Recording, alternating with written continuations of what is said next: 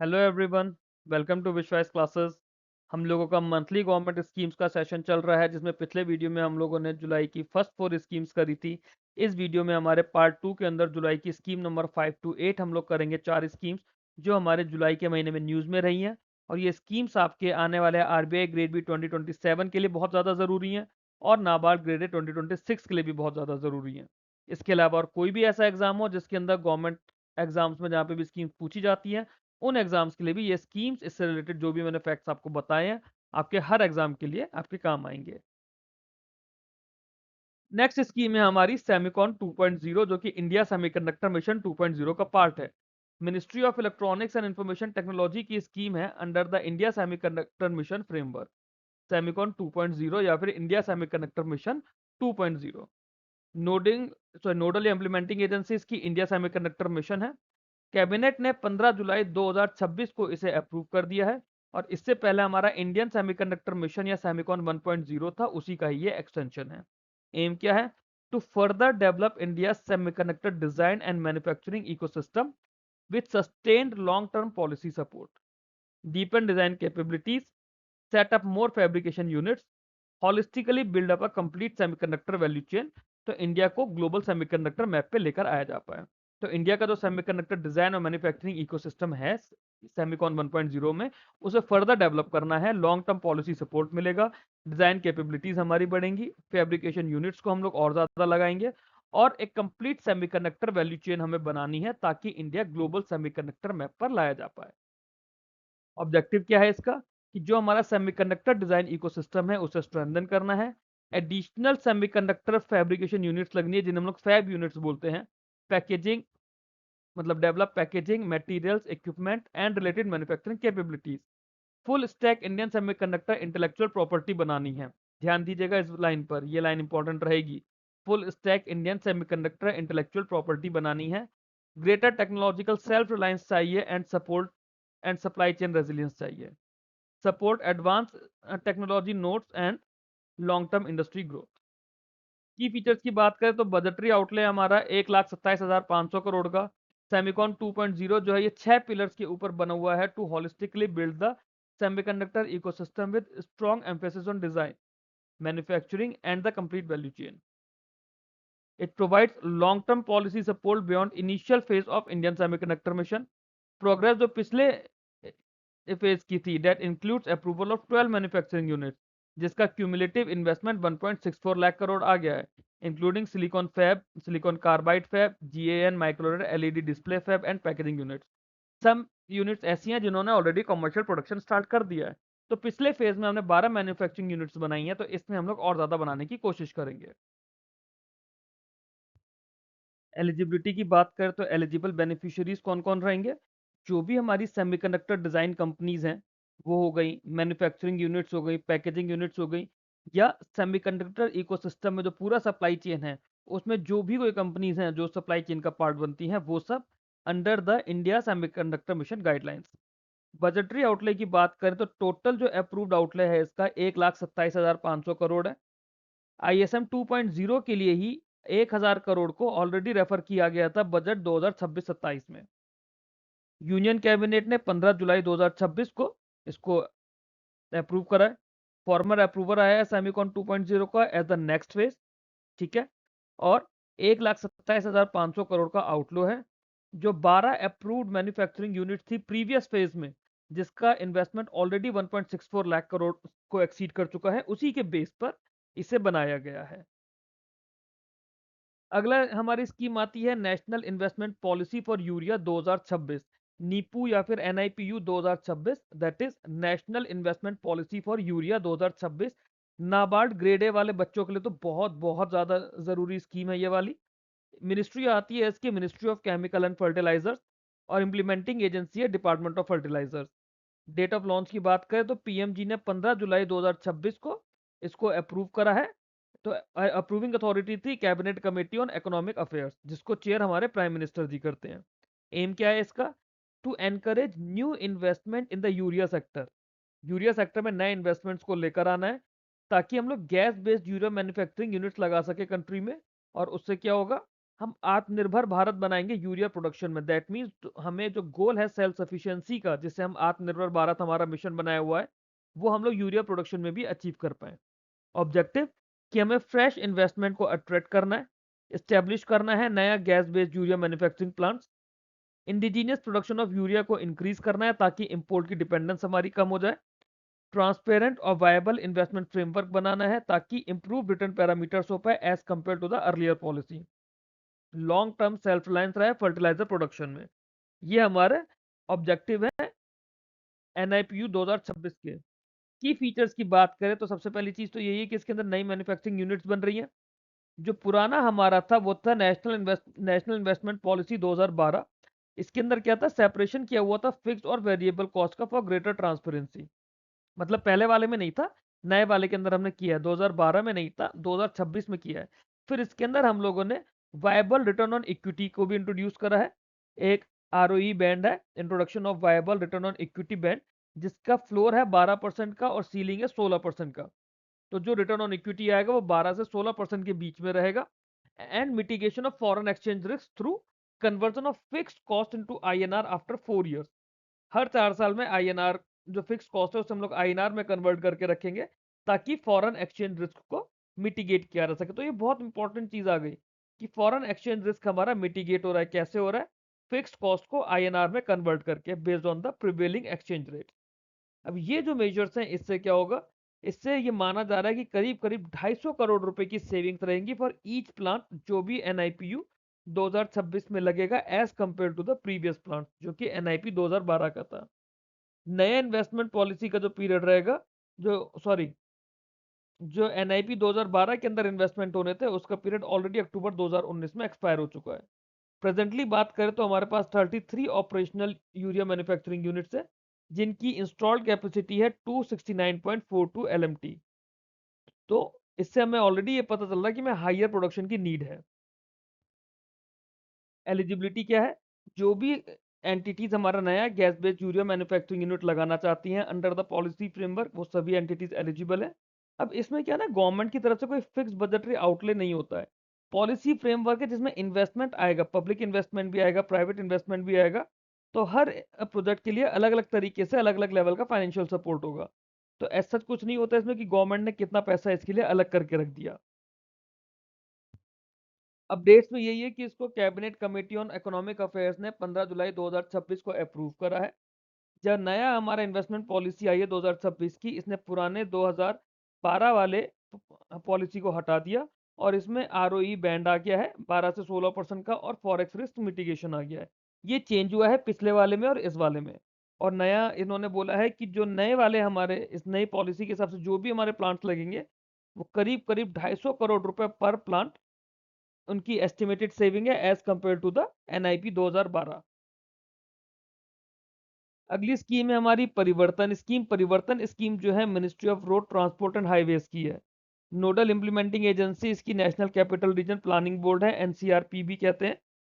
Launch किया है इसको 3 जून 2026 में यूनियन कैबिनेट ने, और इसकी ऑपरेशनल गाइडलाइंस जो इशू हुई हैं वो ministry of housing and urban affairs ने रिलीज करी है जुलाई 2026 में। तो स्कीम है ministry of road transport and highways की। नोडल या इंप्लीमेंटिंग एजेंसी है national capital region planning board, और ऑपरेशनल गाइडलाइंस इशू करी गई हैं मिनिस्ट्री ऑफ हाउसिंग और अर्बन अफेयर्स के द्वारा। एम क्या है स्कीम का? To accelerate transition towards cleaner mobility in the NCR by facilitating the replacement of older highly polluting commercial trucks and buses with cleaner BS6 compliant और electric vehicles. इससे क्या होगा, जो ट्रांसपोर्ट रिलेटेड एयर पॉल्यूशन है, network emission है, वो हमें कम करना है। कैसे करेंगे? जो पुराने और हाई पॉल्यूटिंग कॉमर्शियल ट्रक्स हैं, बसेस हैं, उन्हें क्लीनर BS6 कंप्लाइंट या फिर इलेक्ट्रिक व्हीकल से चेंज करना है। ये परिवर्तन स्कीम का एम है। ऑब्जेक्टिव की बात की जाए तो ऑब्जेक्टिव तो यही हो गया कि जो BS4 या पुराने एमिशन नॉर्म्स हैं उसके हिसाब से जो भी व्हीकल्स पॉल्यूट कर रहे हैं उन्हें हमें रिप्लेस करना है। रिप्लेस कैसे करेंगे? या तो BS6 डीजल मशीन आ रहेंगी, सीएनजी मशीन आ रहेंगी, या फिर इलेक्ट्रिक व्हीकल्स। मशीन से यहाँ पे मेरा मतलब है ट्रक्स और बसेस। इससे एयर क्वालिटी इंप्रूव होगी एनसीआर रीजन की, और एक कॉम्प्रिहेंसिव पैकेज मिलेगा फाइनेंशियल इंसेंटिव्स का, पॉलिसी सपोर्ट्स का, ताकि जो ट्रकर्स हैं, बसेस ओनर्स हैं, वो अपने व्हीकल्स को मॉडर्नाइज करें। की फीचर्स की बात करें तो सबसे पहले तो उसकी फुल फॉर्म जानने की कोशिश करते हैं। परिवर्तन की फुल फॉर्म है programme for accelerated renewal and incentivisation of vehicle assets for reducing transport air pollution and network emission. Parivartan programme for accelerated renewal and incentivisation of vehicle assets for reducing transport air pollution and network emission. Parivartan total financial outlay इसका 9,585 करोड़ का दिया है, जिसके अंदर 5,041 करोड़ रुपए central government का support रहेगा। They will target commercial trucks and buses in Delhi NCR जो BS4 या पुराने एमिशन नॉर्म्स के साथ कंप्लाई कर रही हैं, including pre BS, BS1, BS2 and BS3 vehicles. More than 1.9 lakh trucks और 16,000 बसेस से ज़्यादा ये एक्सपेक्टेड है कि इसके लिए एलिजिबल हो जाएंगी। इंसेंटिव जो इंसेंटिव पैकेज होगा उसमें मोटर व्हीकल टैक्स कंसेशन रहेगा 10 साल के लिए, 100% वेवर रहेगा रजिस्ट्रेशन फीस पे, 5% इंटरेस्ट सबवेंशन रहेगा व्हीकल लोन्स पे, 8% डिस्काउंट मिलेगा to participating original equipment manufacturers. Monthly fuel vouchers मिलेंगे BS6 डीजल के और CNG व्हीकल्स के, जो कि 1200 से 4800 रुपए तक रहेगा और वो 5 साल तक के लिए मिलते रहेंगे। और वन टाइम फाइनेंशियल इंसेंटिव मिलेगा इलेक्ट्रिक व्हीकल्स के लिए। कि कौन सी स्टेट्स इसके लिए एलिजिबल है? राजस्थान, हरियाणा, यूपी और एनसीटी ऑफ दिल्ली। इन्होंने ऑलरेडी नोटिफिकेशन इशू कर दी है टैक्स कंसेशन के रजिस्ट्रेशन फी वेवर्स के। 11 OEMs हैं जो अकाउंट करते हैं 95% of the commercial vehicle market share. उन्होंने भी इससे रिलेटेड MOU साइन कर लिए हैं। 11 OEMs and they account for 95% of the commercial vehicle market share। Beneficiaries वही जो हमारे कॉमर्शियल ट्रक्स के ओनर्स है, बसेस के ओनर्स है, जो भी हमारे दिल्ली NCR में रजिस्टर्ड है एंड दे आर BS4 और ऑर्डर एमिशन नॉर्म्स व्हीकल्स जो होते हैं they should either be commercial trucks और बसेस जो कि NCR रीजन में ऑपरेट कर रहे हैं and they are meeting the specified emission norm criteria कि उन्हें रिप्लेस किया जाना है। बजटरी आउटले 9,585 करोड़ है, जिसमें से 5041 करोड़ सेंट्रल गवर्नमेंट का सपोर्ट रहेगा इसमें। लेटेस्ट अपडेट चाहिए कि कैबिनेट अप्रूवल इसका 3 जून को मिला था और ऑपरेशनल गाइडलाइंस जुलाई में रिलीज हो गई। स्टेट नोटिफिकेशंस आए हैं और OEM के MOUs रिपोर्ट हो चुके हैं। फॉर्मल लॉन्च रहा है इसमें कॉम्प्रिहेंसिव व्हीकल मॉडर्नाइजेशन का विद लार्ज इंसेंटिव पैकेज का। आउटले हम ऑलरेडी डिस्कस कर चुके हैं और एक्सपेक्टेड कवरेज जो है 1.9 लाख ट्रक्स और 16,000 बसेस की है इसके अंदर। अगली स्कीम है हमारी भारत औद्योगिक विकास योजना रसायन, जिसे भव्य रसायन या भव्य रसायन स्कीम भी बोलते हैं। ये भी हमारी ministry of chemical and fertilizers की स्कीम है। ये स्कीम की नोडल एजेंसी है, मतलब ऐसा कोई नोडल एजेंसी नहीं है, बट सेंट्रल जो है इसमें स्टेट गवर्नमेंट्स के डेवलपमेंट को फैसिलिटेट करेगी under the challenge route in Bhavya scheme जो है भारत औद्योगिक विकास योजना रसायन। यूनियन बजट 2026-27 में अनाउंस की गई स्कीम है। इसको 24 जुलाई 2026 को यूनियन कैबिनेट ने अप्रूव कर दिया है। स्कीम का पीरियड है फाइनेंशियल ईयर 26-27 से लेके फाइनेंशियल ईयर 30-31, दैट मीन 5 साल का इसका पीरियड है। एम क्या है? To establish 3 dedicated chemical parks in the country to promote development of the chemical industry along the entire value chain. Entire value chain से मतलब हमारा अपस्ट्रीम, डाउनस्ट्रीम, एंसिलरी सारे एरियाज आ जाएंगे। Improve resource efficiency, reduce logistic cost, enhance global competitiveness, support sustainable and environment friendly growth, attract investment, boost export and import substitution, generate employment and advance आत्मनिर्भरता and विकसित भारत 2047। क्या क्या M रहा कि हमें स्टेट्स के अंदर 3 डेडिकेटेड केमिकल पार्क्स लगाने हैं इन द कंट्री, मतलब किसी एक स्टेट में नहीं, ओवरऑल इन द कंट्री हम लोग कहीं भी लगा सकते हैं। अब उसमें कौन सी स्टेट आगे आ रही है, कौन सी स्टेट इस चीज को जीत पा रही है कि वहां पे पार्क लगे, दैट डिपेंड। हमें अपनी केमिकल इंडस्ट्री को एंटायर वैल्यू चेन, जो हमारी पूरी वैल्यू चेन है केमिकल इंडस्ट्री की, वहां पे चाहे अपस्ट्रीम हो, डाउनस्ट्रीम हो, एंसिलरी रूट्स हो, हमें वहां पर लगानी है ताकि रिसोर्स एफिशिएंसी बढ़े, लॉजिस्टिक कॉस्ट कम हो जाए, ग्लोबल कॉम्पिटिटिवनेस बढ़े, सस्टेनेबल और एनवायरमेंट फ्रेंडली ग्रोथ बने, इन्वेस्टमेंट आए, एक्सपोर्ट हमारे बढ़े, इंपोर्ट का सब्सटीट्यूशन बढ़े। इस सबसे क्या होगा? हमारा एम्प्लॉयमेंट भी जनरेट होगा और हम आत्मनिर्भरता की तरफ एडवांस करेंगे। विकसित भारत 2047 का जो हमारा गोल है, हम उसे अचीव करने के लिए आगे बढ़ेंगे। ऑब्जेक्टिव्स क्या है? Promote development of the chemical industry in sustainable manner through, कैसे? एनवायरमेंट फ्रेंडली इकोसिस्टम से और सेंट्रलाइज फैसिलिटीज के साथ। डोमेस्टिक और फॉरेन इन्वेस्टमेंट लेकर आना है, एम्प्लॉयमेंट जनरेट करना है।